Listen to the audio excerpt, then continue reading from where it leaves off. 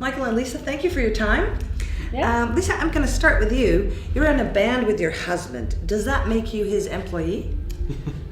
Well, I suppose it does. I mean, if you ever wanted to fire me. So you're on the payroll? She's on the payroll. Really? He just gives me pay cuts all the time. Yeah, it's just it's a good time. Do you also travel with your little 2-year-old? We do, yes, and she's actually not here with us right now. She's with her grandmother, but she normally travels with us everywhere on the tours. We just finished a tour in the States, and we had her and another little baby. Our bass player's baby was on the tour as well. So we had two babies on a bus, and I mean it presents its own set of complications. I think just like you would anywhere. So you just roll with it, and you have to be flexible. And she really likes the bus. Actually, like we would take her to a beautiful park or a really cool museum, and she would just start crying and say she wanted to go back to the bus. So it's like her safe mobile home. Yeah. So is she becoming an employee as well? she's going to start working next year. Good. Wait until she's 3 years old. Cool. The two of you founded the community called Bloom. Could you tell me what Bloom is? Bloom is a community of house churches, kind of a collective of house churches that meets in the Denver, Colorado area.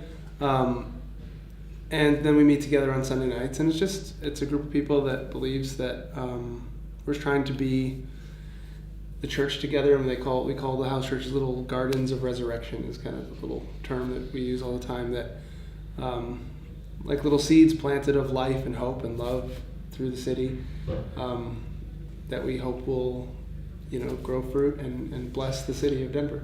How cool. And so it's simple, and it's really relational, and we believe strongly in ideas like beauty and justice, but we just meet together and try to figure out how to be the church together.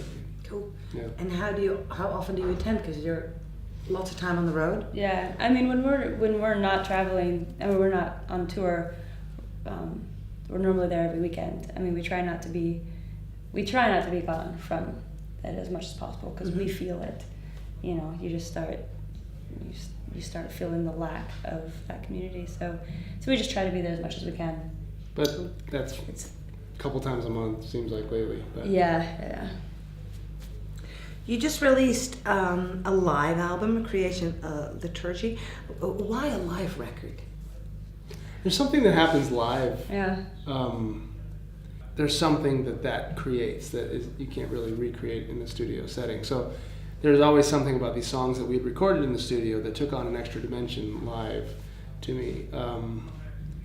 And people just would ask for it. Like they wanted what was happening live somehow they wanted to take that home. And so did it. Yeah, well, and on that tour, the way we were telling the whole story,